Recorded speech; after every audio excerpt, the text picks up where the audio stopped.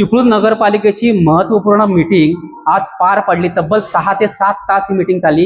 या मीटिंगमध्ये काय घडलं, कोणत्या विषयांना मंजुरी देण्यात आली, वादावादी झाली का, या सगळ्या विषयांची माहिती आपण काही नगरसेवकांकडून घेणार आहोत। माझ्यासोबत आहेत ज्येष्ठ नगरसेवक भाजपचे शशिकांत मोदी आहेत, उदय जोळे आहेत, अजय भालेकर आहेत, उपनगराध्यक्ष रुपाली दांडेकर आहेत, अंजली कदम आहेत, संदीप भिसे आहेत। मला सांगा मोदी साहेब, आजच्या मीटिंगमध्ये सुरुवातीला तुमच्यामध्ये आणि उबाटा सेनेचे विकी नरळकर यांच्यात जोरदार वाद झाला होता। अगदी नगराध्यक्षांना मध्यस्थी करावी लागली होती। काय नेमका विषय आहे? मुळात म्हणजे चिपळूण शहरामध्ये विविध ठिकाणी रस्त्याला खड्डे पडले। गेले 2 महिने 8 ते 10 लाख रुपये खर्च करून आम्ही ते खड्डे बुजवले। परंतु जे खड्डे बुजवतोय ते पुन्हा 8 ते 10 दिवसांनी 15 दिवसांनी पावसाची सर आली की त्यातली मक्की बाहेर पडते आणि पुन्हा खड्डा दिसतो। असाच एक प्रकार माझ्या प्रभागामध्ये सुवर्ण भास्कर पेट्रोल पंप आहे, त्याच्या समोर एक पाण्याचा पाईपलाईन असेल किंवा गेटच्या लाईनसाठी मोठा चर काढलाय। तर तो चर गेल्या 3 महिन्यामध्ये 2 ते 3 वेळा बुजवला। पण तो चर बुजवूनही पावसाच्या जोराची सरले की तो जो चर आहे बुजवलेला तो पुन्हा उकडतो। तर मी नगराध्यक्ष असं म्हणालो की कुठल्या तरी खोपोली नगरपालिकेमध्ये कुठलं तरी एक लोकेशन आहे, ते लोकेशन जर आपण आणलं आणि ते जर तिथं अंतरलं तर कुणाला त्रास होणार नाही आणि तिथे अपघाताचं प्रमाण कमी होईल। हा विषय बोलल्यानंतर विकी नरळकरांचा काय समज झाला, काय गैरसमज झाला त्यांना माहिती। त्यांनी एकच प्रश्न केला की तुम्ही अनुभवी आहात, अनुभवी असताना खड्डे कसे पडतात आणि हा सगळा विषय होत असताना तुम्ही हाच मुद्दा वारंवार का मांडता?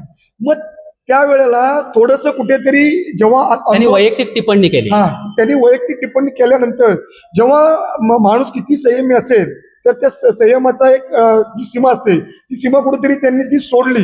ह्याच्या आधी 3 ते 4 काउन्सिलला त्यांनी अशा प्रकारे टिप्पणी केली, पण त्या सगळ्या टिप्पण्या माझ्या नेहमीच्या स्वभावाप्रमाणे मी हास्यावर नेल्या, त्या कुठेही मनावर घेतल्या नाहीत। हे टिप्पणी जरा तुम्हाला लागली? कसं होतं की वारंवार एखादा माणूस 30 गोष्ट बोलत असेल तर कुठेतरी त्याला थोडासा जार्क पण द्यायला पाहिजे आणि तो बारीकसा जार्क मी दिला। काय नेमकं तुम्ही त्यांना प्रत्युत्तर दिलं? ते मला असं म्हणाले की तुम्ही 4 वेळा निवडून येऊन सुद्धा कराड रोडवर खड्डे का? मी त्याला सांगितलं मी 4 वेळा निवडून आलोय आणि तुम्ही एकदा स्वीकृत निवडून आलाय, तर हा तुमच्या जनतेने निवडून आम्ही जनतेत निवडून आलोय आणि तुम्ही स्वीकृत म्हणून एकदा निवडून आलेले आहेत। तुमच्या कामामध्ये आणि माझ्या कामामध्ये आज फरक आहे, हे मी त्यांना बोललो आणि मग तिथून आमच्या वादाला सुरुवात झाली। पण सभा संपत असताना आमच्या नेहमीच्या सवयीप्रमाणे विकी नरळकर आम्ही सभागृहाच्या बोलत सभागृहाच्या एकत्र बाहेर आलो। आमच्यातली जी कटुता होती ती त्या विषयापुरती होती, त्या क्षणापुरती होती आणि ती कटुता आमची संपलेली आहे। कारण राजकारण आणि वैयक्तिक मैत्री ही आम्ही नेहमी वेगळ्या पातळीवर बोलतो आणि त्याच प्रकारे ते आणि आम्ही दोघे एकत्र असं करत वेगळ्या विषयावर चर्चा करत आम्ही सभागृहाच्या बाहेर आलो। या ठिकाणी नगरसेवक उदय जोळे आहेत आणि गोळकोट मधल्या मोकळ्या जागेवर त्यांनी अतिशय सुंदर प्रोजेक्ट उभारण्याची मागणी नगरपालिकेकडे केली आहे। नेमका हा प्रोजेक्ट काय आहे उदयजी, आणि आपण संकल्पना कशी मांडली? गोळकोटमध्ये एक गोविंदगड नावाचा किल्ला आहे जो ऐतिहासिक शिवाजी महाराजांच्या पदस्पर्शाने पावन झालेला आहे आणि त्याचबरोबर वाशिष्ठी नदी लगत एक मोठा धक्का आहे। म्हणजे ज्या पूर्वीच्या बोटी यायच्या त्या धक्क्यापर्यंत यायच्या आणि तिथे ती कस्टम्सची जागा आहे शिल्लक, जी आता पडून आहे। पूर्वी बोट आल्यानंतरच्या आताची जागा ती तशीच पडून आहे।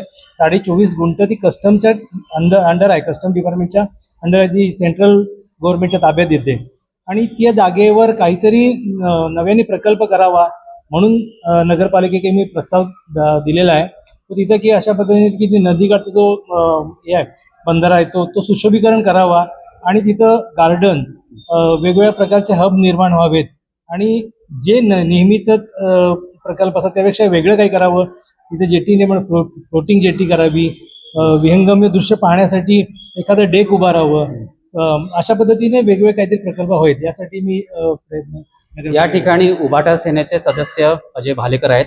मला सांगा नेमके कोणते प्रश्न मांडले आज सभागृहात? आम्ही महत्वाचे विषय म्हणजे आज जी कामं होती त्यांनाच मंजूर केली। जसे काय नवीन असे जर काय धोरणात्मक निर्णय आहे त्यांना आमचं नक्की समर्थ आहे। आज मगाशी आता तुम्ही जो वाद झाला, मला माहिती तुम्ही तिकडे येणार आहेत त्याच्यात, म्हणून मी डायरेक्ट विश्लेषण करतो। दोन्ही सदस्य सब एकच होतं। हे काय होतं, विकास कामांवर होता। मोदीच्या जागेवर बरोबर होते आणि विकी नरळकरांच्या जागेवर बरोबर होते। तसं आपल्या दोघांचा मुद्दा की त्यांचं म्हणणं की तिथं काम होणं गरजेचं आहे आणि आमच्या नरेकरांचं म्हणणं होतं की तिथं आता रस्ता नवीन होणार आहे, तर मग त्याला खर्च नको, कारण का ती जे मोदींनी जी संकल्पना मांडली ती खर्चिक आहे आणि मग तेवढा तो नगरपालिकेला तो खर्च शक्य नाहीये. म्हणजे जर ती एका ठिकाणी केली तर शहरात सगळीकडे ते मागणी होणार आणि तेवढा निधी नसल्यामुळे ती खर्चिक असल्यामुळे ती आपण ती थांबवलं तो विषय. कारण का ते इमर्जन्सीसाठी काही ठिकाणी करणं त्यांचं म्हणणं बरोबर होतं, पण ते आमच्या नरेकरांनी काय म्हटलं की आता जर तिथं रोड होतं मग तिथं एवढा खर्च कशाचा. नरळकरांचा मुद्दा रास्त नाही होता. दोघंही दोघांची भूमिका तशीच होती की त्यांचं म्हणणं ते काम झालं पाहिजे आणि ह्यांचं म्हणजे की पैसे वाचले पाहिजे नगरपालिका. पण इतका गोंधळ वाढला की पूर्ण सभागृह स्तब्ध झालं. ते कसं होतं शेवटी कसं दोघांनी एकमेकांच्या त्यांना त्यांचा मुद्दा बरोबर होता, हे यांच्या जागेवर होते, त्यामुळे थोडंसं तात्विक झाले. पण नंतर जसं साहेबांनी सांगितलं नाही की तो विषय तात्विक होता, तेवढ्या पुरतच होता, बाकी काय त्यामध्ये असं नव्हतं. दोघांचं वैयक्तिक काही नाही. दोघं आता त्यांनी स्वतः सांगितलं की आम्ही दोघं जण खेळीमेळीच्या वातावरण आणि सभागृहामध्ये असे होतात ते वैचारिक तो तेवढ्यासाठी असतो, वैचारिक विषय असतो. तिथनं बाहेर पडल्यानंतर काही नाही, ते आम्ही सगळे मित्र एकच आहोत, त्यामुळे तसा विषय काही नाही की वादावाद झाले असं काही नाही. तो तेवढा तात्विक मुद्दा होता, त्या तात्विक मुद्द्यासाठी झाली. असं वैयक्तिक दोघांचं इंटेन्शन काय होतं, यांचं इंटेन्शन होतं की चांगलं काम होणं आणि नरेकरांचं काय म्हणणं होतं की नगरपालिकेचे पैसे वाचावे. दोघं जागांच्या बरोबर होते, त्यामुळे असं काय नाही. वैयक्तिक पातळीवर आमची मैत्री कायम आहे, मात्र विकासासाठी आम्ही भांडलो असा खुलासा नगरात मोदींनी केलेला आहे. या ठिकाणी उपनगराध्यक्ष रुपाली दांडेकर आहेत, आपण त्यांच्याकडून जाणून घेऊया. पेठमाप मधलं आपलं आपण प्रतिनिधित्व करता, पेठमाप प्रभागाचे कोणते विषय मंजूर झाले आणि शहर विकासाच्या नियोजनाची सुद्धा कमिटी आपल्याकडे आहे, तर कोणकोणत्या महत्वाच्या विषयांना मंजुरी मिळाली. नमस्कार, पुन्हा एकदा सागर वेव्हचे धन्यवाद. कारण का आपल्या माध्यमातून आम्हाला शहरातील सर्व नागरिकांना एक म्हणजे संदेश देता येतात किंवा आम्हाला म्हणजे आमची माहिती देता येते. तर आज बरेच विषय झाले, एकूण 50 विषय आपण या काउन्सिलमध्ये हाताळले. यामध्ये पेठमापच्या मी प्रतिनिधित्व करत असल्यामुळे जवळपास ऑलमोस्ट मी दिलेले जेवढे अर्ज होते त्यावरती पाहता त्यातले जवळजवळ 70-80% आपले विषय मांडले गेले. त्याच्यामध्ये खास करून मराठी शाळेच्या संदर्भातचा मी विषय मांडलेला होता. तो म्हणजे अतिशय हलाखीच्या ह्याच्यामध्ये ती असल्यामुळे थोडंसं त्याच्यात डागडुशीची गरज होती, तर तो विषय आपण तिथे दिलेला आहे. त्याचबरोबरीने थोडंसं पुढच्या विकसन कारण का माझ्याकडे नियोजन समिती असल्यामुळे पेठमाप प्रभागामध्ये 2 आरक्षण आहेत. एक म्हणजे 38 क्रमांकाचं आणि 39 क्रमांकाचं आरक्षण आहे. एक प्ले स्कूल आणि प्ले ग्राउंडच्या संदर्भात आहे आणि दुसरं आहे ते म्हणजे तिकडे गार्डनचं आरक्षण आहे. हे दोन्ही आरक्षणं गेली 17-18 वर्षापासून पडलेली आरक्षण आहे, परंतु त्याच्यावरती कुठलंही काम झालेलं नाही. थोडंसं कारण मी तिकडे वचन दिलेलं आहे लोकांना की हे आरक्षण विकसित करून आपण तिकडे नागरिकांसाठी एक चांगलं छान एक छोटंसं गार्डन आपण उभं करणार आहोत आणि विद्यार्थ्यांना खेळण्यासाठी एक चांगलं संकुल तिकडे उभं करण्याचा माझा प्रयत्न आहे. धन्यवाद मॅडम. आपल्यासोबत अंजली कदमही आहेत. मॅडम, कोणते विषय मांडलेत प्रामुख्याने? नमस्कार. प्रथम सागर वेवचे या माध्यमातून आम्हाला नागरिकांशी संवाद साधता येतोय. आजच्या कॉन्सिलमध्ये मी महत्त्वाचा मुद्दा हायवेचा मांडलेला आहे. आपल्याला माहितीच आहे की बहादूर शेख नाकापासून जो उड्डाण पूल सुरू होतो हायवे आणि त्याच्या जे खाली पूल आहे त्याचा इतके बेकार अवस्था झालेली आहे आणि नागरिकांची सुरक्षा इथे टांगणीला लागलेली आहे आणि सलग 4 कॉन्सिल मी हा विषय मांडते की तिथे अवस्था बघा, तिथे संपूर्ण चिखल झालेला आहे, माती बाहेर आलेली आहे.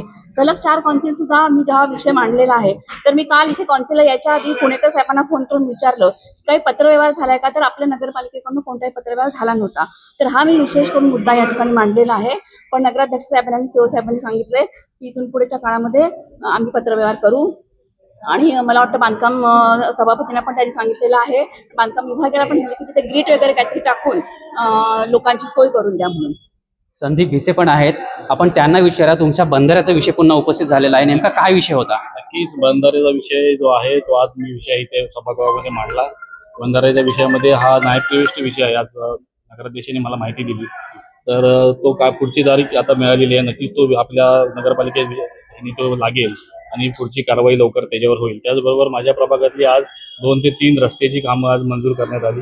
त्यामध्ये आमच्या कावेरीमध्ये देवळेकर घर ते मानस बांगला, तसेच आमच्या शंकरवाडीमध्ये लांगे घर ते पाटील घर अशा रस्त्याची कामं मंजूर करण्यात आली. जो मोठा वाद आज सन्माननीय आमचे मोदी साहेबांनी विकीजींचा झाला, त्या प्रभागातून जो रस्ता जातो तो आमचा जो आपला हा आहे रस्त्याच्या मध्ये जे खड्डे पडतात, माझ्या प्रभागातला रस्ता आहे, त्या रस्त्यावरती आपण पाहिलं तर वर्षानुवर्षे त्याच भागात खड्डे पडतात. म्हणून अगदी तळमळीने आमच्या मोदी साहेबांनी हा विषय मांडला. थोडासा गैरसमज विकीजींचा झाला असेल की त्यांनी खालचा जो आपला ह्याचा रस्ता आहे स्टँडचा तिथला का नाही मांडला, पण त्यांनी त्यांच्या प्रभागातले विषय म्हणला करारोडा आपल्या अतिशय महत्वाचा आहे म्हणून तळमळीने ते विषय मांडत होते. आपण फक्त कित्येक वर्ष सगळा रस्ता बादुरशेख पासून मार्केटपर्यंत चांगला आहे, पण त्या भागातच म्हणजे जुनं आपलं शालिमार हॉटेल म्हणेन रस्त्यांची चाळण झाली आहे. नाही, रस्त्याची चाळण झाली. ते सुवर्ण भास्कर पेट्रोल पंपाचं नाव घेतलं, पण ते मुख्य जो जुनं शालिमार हॉटेल आहे वर्षानुवर्ष साहेब तिथे खड्डे पडतात, वर्षानुवर्षी तो रस्ता खड्ड्यात आहे. आमच्या सन्माननीय नगरसेविका त्यात पडल्या असत्या म्हणून तळमळीने आमच्या मोदी साहेबांचा विषय मांडला. आमचे जाधव साहेब माझ्या वाढदिवसानिमित्त येत होते आणि त्या दिवशी त्या रस्त्यात पडल्या असत्या. त्यामुळे सर्वच विषय आज चांगल्या प्रकारे हे झालेला आहे. नगराध्यक्ष साहेबांनी चांगल्या शेवटला जरी वाद आमच्यात काय झाले असते ते तात्विक होते. बाहेर पडताना आम्ही जसे मोदी साहेब बोलले सगळे एकत्र बाहेर पडलो आणि या सगळ्या विषय लवकरात लवकर मार्गी लागतील असे आश्वासन नगराध्यक्ष साहेबांनी आम्हाला दिले आहे. महिला बालकल्याण सभापती रसिका देवळेकर आहेत. मॅडम, आपल्या खात्याचे महिलांच्या कल्याणाचे कोणते विषय आपण मार्गी लावून घेतले? आज महिला बाल कल्याणचा एकच दुर्धर आजार हा विषय होता, तो सर्वांनी मान्य केलेला आहे. आणि त्याच्याही आधी सर्वप्रथम सांगेन की आज सभागृह चालवत असताना एक ज्येष्ठ नगरसेवक आहेत, गटनेते आहेत, तर अशा लोकांना निवडून परत आलेत ते त्यांचं हे आहे, कौशल्य आहे. याचा अर्थ समोरच्यांनी अशा प्रकारे बोलणं की 4 वेळा निवडून आले तुम्ही काय केलात असं नाही वाक्य टोमणा मारला होता का? असं नाही वाक्य वापरलं पाहिजे की तुम्ही अनुभवी आहात असं काहीतरी बोलले असते तर ठीक होतं. पण ज्यावेळी ही टिप्पणी करण्यात आली त्यावेळी इतर सदस्य हे गप्पच होते.